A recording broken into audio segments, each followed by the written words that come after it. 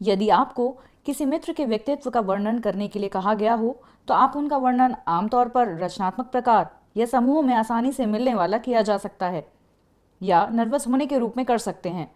असल में आप इन व्यक्तिगत लक्षणों को संक्षेप में प्रस्तुत करने की कोशिश कर रहे हैं जो उन्हें बनाते हैं कि वे कौन हैं, या तो वो कैसे सोचते हैं या कैसे कार्य करते हैं। कभी कभी ये विचार पैटर्न ऐसे व्यवहार होते हैं जो किसी व्यक्ति के व्यक्तित्व को बनाते हैं, वास्तव में इस मायने में हानिकारक हो सकते हैं कि वे अपने व्यक्तिगत जीवन में, कार्यस्थल पर या सामाजिक सेटिंग में अपने आज के कामकाज में हस्तक्षेप करते हैं। अगर ऐसा होता है तो हम कहते हैं कि व्यक्ति को व्यक्तित्व विकार है। DSM-5 व्यक्तिगत विकारों को 3 अलग अलग समूहों में विभाजित करती है जिन्हें क्लस्टर A, B, C के रूप में संदर्भित किया जाता है। ये नाम बिल्कुल वर्णनात्मक नहीं है, तो उन्हें संगठित रखने में मदद करने के लिए आप उन्हें क्लस्टर A के लिए अजीब, क्लस्टर B के लिए जंगली या क्लस्टर C के लिए चिंतित के रूप में याद कर सकते हैं। लेकिन आयोजन का यह तरीका वास्तव में अब उपयोग नहीं किया जाता है। क्लस्टर C व्यक्तित्व विकार, चिंतित व्यक्तित्व विकार और इनमें परिहार व्यक्तित्व विकार, जुनूनी बाध्यकारी विकार शामिल हैं। इन 3 विकारों को कायर, बाध्यकारी और कंजूस के रूप में भी वर्णित किया जा सकता है ताकि आपको उन्हें याद रखने में मदद मिल सके, और वे सभी चिंतित विकारों के साथ एक आनुवंशिक जुड़ाव रखते हैं। ठीक है, तो चलिए शुरू करते हैं। कायर शब्द से जुड़े व्यक्तित्व विकार, ये व्यक्ति शर्मीले, डरपोक और सामाजिक रूप से बेहद कम आत्मसम्मान से बाधित होते हैं और खुद को अक्षम, अपर्याप्त और अवांछनीय के रूप में देखते हैं। ये लोग दूसरों के साथ घनिष्ठ संबंध चाहते हैं, लेकिन शायद ही कभी सामाजिक जोखिम उठाते हैं और सामाजिक स्थितियों से बचते हैं, जिससे उनके लिए नए लोगों से मिलना और भी मुश्किल हो जाता है। इस विकार वाले लोग नकारात्मक प्रतिक्रिया में अस्वीकृति के लिए अति संवेदनशील और ऐसा होने पर और भी अधिक वापस ले लेते हैं। परिहार व्यक्तित्व विकारों और सामाजिक भय के बीच कुछ ओवरलैप है, लेकिन एक महत्वपूर्ण अंतर यह है कि सामाजिक भय विशिष्ट स्थितियों की चिंता पर ध्यान केंद्रित करते हैं, जैसे सार्वजनिक बोलने या सार्वजनिक रूप से नृत्य करना, जबकि परिहार व्यक्तित्व विकार एक द्वारा परिभाषित किया गया है। सामाजिक स्थितियों की चिंता आमतौर पर अधिक होती है। सब ठीक है। इसलिए अगला जुनूनी बाध्यकारी व्यक्तित्व विकार है, जो कि जहां व्यक्तियों को क्रम पूर्णतावाद से ग्रस्त हैं और पूर्ण नियंत्रण के साथ साथ नियम, विवरण और कार्यक्रम भी हैं।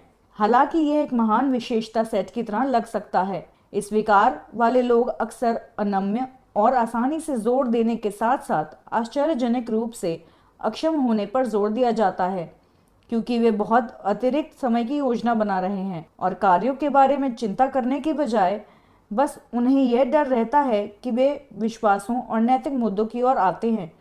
जब वे विश्वासों और नैतिक मुद्दों की ओर आते हैं तो वे बहुत कठोर हो जाते हैं, वह जिद्दी बन जाते हैं। जुनूनी बाध्यकारी विकार या OCPD जुनूनी बाध्यकारी विकार की तरह लगता है, जो कुछ ओवरलैप है और लक्षणों के साथ एक अलग विकार है। OCD एक चिंता विकार है जहां अनुष्ठानिक क्रियाओं की पुनरावृत्ति होती है, जैसे कि बार बार दरवाजे की जांच करना कि वे बंद है या नहीं, यह सुनिश्चित करते रहना। मुख्य अंतर यह है कि OC एक अहम द्विध्रुवीय स्थिति कहा जाता है, क्योंकि व्यक्ति की इच्छा है कि वे व्यवहार को रोक सकता है। इसके विपरीत OCPD पर्यायवाची है, जिसका अर्थ है कि व्यक्ति आमतौर पर इस बात से खुश होता है कि वे कैसे हैं और अपने बारे में कुछ भी बदलना नहीं चाहते हैं। अंत में हमारे पास आश्रित व्यक्तित्व विकार है, जो शब्द क्लिंगी से जुड़ा हुआ है। इन लोगों को अलगाव और अस्वीकृति का गहन भय है, इसलिए वह उन रिश्तों पर ज़्यादा निर्भर रहते हैं जो उनके पास हैं।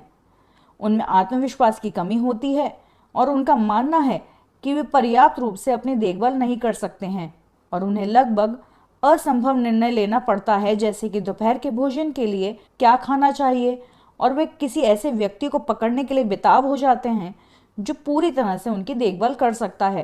अफसोस की बात है कि व्यक्ति अक्सर अपमानजनक रिश्तों में फंस जाते हैं। अब व्यक्तित्व विकारों के लिए नैदानिक श्रेणियों के बीच काफ़ी ओवरलैप है। उदाहरण के लिए, आश्रित व्यक्तित्व विकार वाले लोग अक्सर बचने वाले व्यक्तित्व विकार के लिए नैदानिक मानदंडों को पूरा करते हैं, और साथ ही साथ क्लस्टर A और B व्यक्तित्व विकारों के साथ ओवरलैप भी होते हैं। क्लस्टर C व्यक्तित्व विकारों के लिए उपचार में आमतौर पर सामाजिक कौशल प्रशिक्षण और चिंता प्रबंधन शामिल हैं। समूह चिकित्सा इन लोगों के लिए विशेष रूप से सहायक हो सकते हैं और साथ ही यह एक सुरक्षित स्थान प्रदान करती है जिसके माध्यम से वे विभिन्न सामाजिक संबंधों में संलग्न होने का अभ्यास कर सकते हैं। ठीक है, ये एक त्वरित पुनरावृत्ति क्लस्टर सी व्यक्तित्व विकार, परिहार व्यक्तित्व विकार, जुनूनी बाध्यकारी व्यक्तित्व विकार और आश्रित व्यक्तित्व विकार में विभाजित है।